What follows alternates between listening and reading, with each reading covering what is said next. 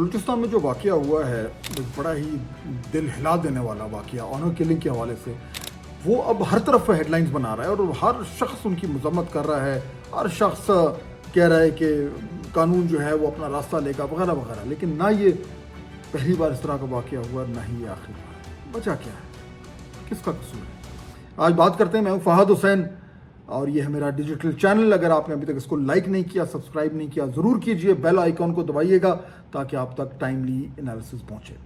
خبر آپ دیکھ چکے ہیں، ویڈیو کلپ بھی آپ ضرور دیکھ چکے ہوں گے. بڑا مشکل ہے دیکھنا، لیکن دیکھنا ضروری ہے کیونکہ اس سے آپ کو اندازہ ہوگا کہ پاکستان میں جو ایک تلخ حقیقت ہے وہ کیا ہے.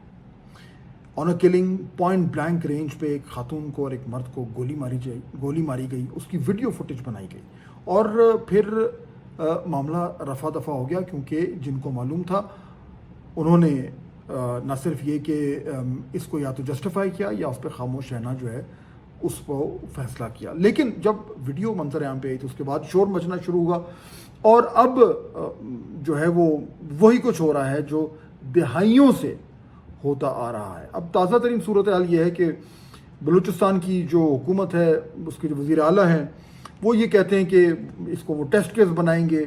جو لوگ اس میں ملوث تھے ان کی نشاندہی ہو گئی ہے، ان کی گرفتاریاں بھی ہو گئی ہیں. ان کے خلاف کہا جا رہا ہے کہ دہشت گردی کے دفعات لگائے جا رہے ہیں. اور اب تازہ خبر یہ بھی ہے کہ جو قبر کشائی کی جائے گی، اس کا پوسٹ مارٹم مزید شاید کچھ کرنا پڑے. کیا اس میں سے مزید جو انہوں نے شواہد ڈھونڈنے ہیں وہ ڈھونڈیں گے، کیونکہ جو جرم ہے وہ تو ویڈیو کے اوپر ہے. ایشو یہ ہے کہ اب یہ ایک ہمارے ہاں ایک نظام کے اپنا ایک مومنٹم ہوتا ہے یا انرشیا ہوتا ہے. آپ کو جس طریقے سے مرضی اس کو آپ اس کی تشریح کریں، اور ہر وقت یہی ہوتا ہے. اب وہ ایک معاملہ چل پڑا ہے، مذمتیں بھی ہو گئیں، بیانات بھی آ گئے، ایف آئی آریں بھی ہو گئیں، بندے بھی پکڑے گئے، ان کی عدالت میں پیشی بھی ہو گئی وغیرہ وغیرہ. اور اس کے بعد اب ایک دن گزرے گا، 2 دن گزریں گے، 3 دن گزریں گے، خبروں سے یہ ہیڈ لائنوں سے یہ باہر ہو جائے گا یہ معاملہ جو ہے، اور اس کے بعد لوگ بھول بھال جائیں گے. بعد میں پتہ چلے گا کہ جن کو قتل کیا گیا تھا ان کے رشتہ داروں نے قاتلوں کو معاف کر دیا اور قصہ یوں تمام ہوا. آج بھی اگر آپ بات کریں جو ذمہ داران ہیں تو آپ کو 2-3 طرح کی جو فیڈ بیک ہے ملتا ہے یا جو رد عمل ہے ملتا ہے. ایک ہے مذمت. پاکستان میں سب سے آسان کام ہے مذمت کرنا. بس جی کہہ دو کہ جی بڑے زیادتی یا مذمت کرتے ہیں اور یہ الفاظ ادا کر کے گویا کہ آپ کا جو بھی ذمہ داری تھی وہ آپ نے اس کو پورا کر دیا، بات ختم. اب اگر ایک عام شہری مذمت کر رہا ہو تو چلو پھر بھی سمجھ آتی ہے، لیکن وہ لوگ جو صاحب اختیار ہیں، جو اقتدار کے مزے لوٹ رہے ہیں، جو حکومتوں میں بیٹھے ہوئے ہیں، جو ایگزیکٹو کو کمانڈ کرتے ہیں، اگر انہوں نے بھی صرف مذمت کرنی ہے تو پھر ایکشن کس نے لینا ہے؟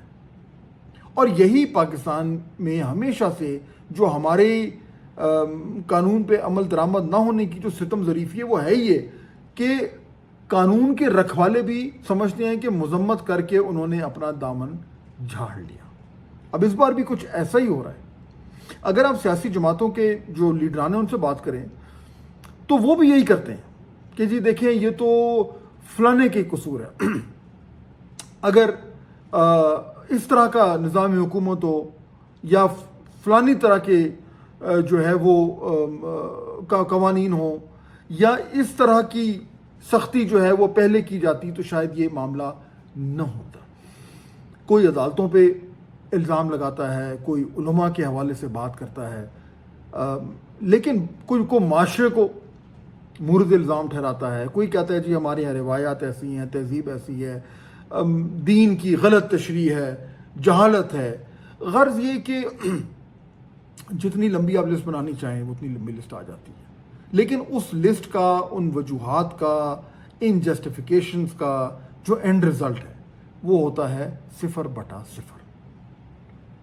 نہ پہلے اس طرح کے معاملات میں کبھی کوئی سختی ہوئی، نہ شاید اس بار ہو جائے تو بڑی حیرت کی بات ہوگی، لیکن لگتا نہیں. اور اسی وجہ سے آنے والے دنوں میں بھی ایسا ہی ہوگا. مجھے اچھی طرح یاد ہے کہ آج سے کئی برس پہلے اس طرح کا ایک واقعہ، ایک اور بڑا خوفناک واقعہ ہوا تھا، بلوچستان میں ہوا تھا، جہاں پہ کچھ خواتین کو، چھوٹی بچیاں تھیں، ان کو زندہ درگور کر دیا گیا تھا۔ سوچیں آج کل کے زمانے میں یہ اس طرح کی بھی جو ہے وہ بھیانک قسم کے جرم جو ہیں وہ ساتھ ساتھ ہوتے ہیں، انہیں زندہ درگور کر دیا گیا تھا۔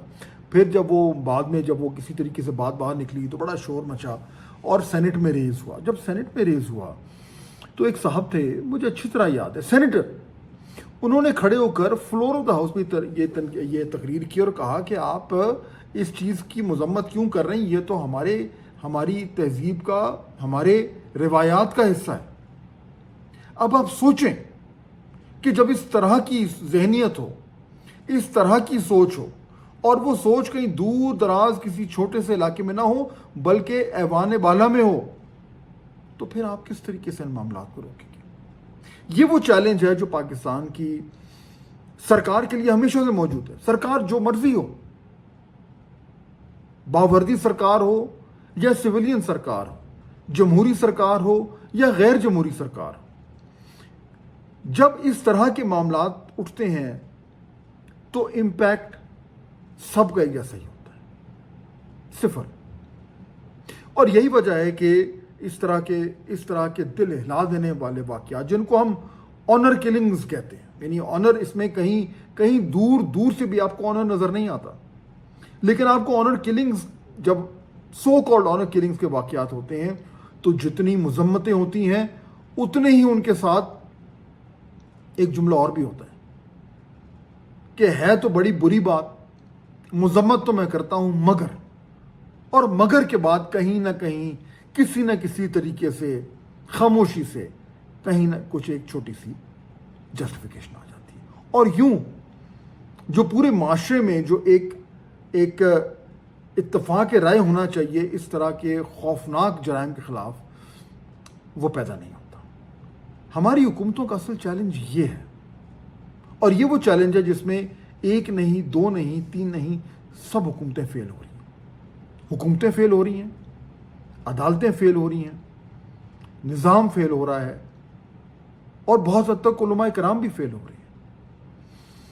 اور جب تک یہ فیلئر جو ہے یہ روزانہ کی بنیاد پہ اپنے آپ کو ہماری زندگیوں میں مینیفیسٹ کرتا رہے گا، تب تک اس طرح کے خوفناک واقعات ہوتے رہیں گے، خواتین کے اوپر جبر ہوتا رہے گا، اور چھوٹی بچیاں جو ہیں ان کو زندہ درگور کرنے کی جو خوفناک دھمکی ہے وہ موجود رہے گی۔ چنانچہ آج ایشو یہ نہیں ہے کہ کس نے کتنی پرزور مذمت کی یا کس نے کتنا سخت بیان دیا، آج ایشو یہ ہے کہ وہ کون شخص ہے، وہ کون سی جماعت ہے، وہ کون سا اس جماعت کا عہدیدار ہے، وہ کون سا حکمران ہے جو اس بہت ہی خوفناک مسئلے کا حل بتا سکتا ہے، اور صرف بتا نہیں سکتا، اس پہ عمل درآمد کر سکتا ہے۔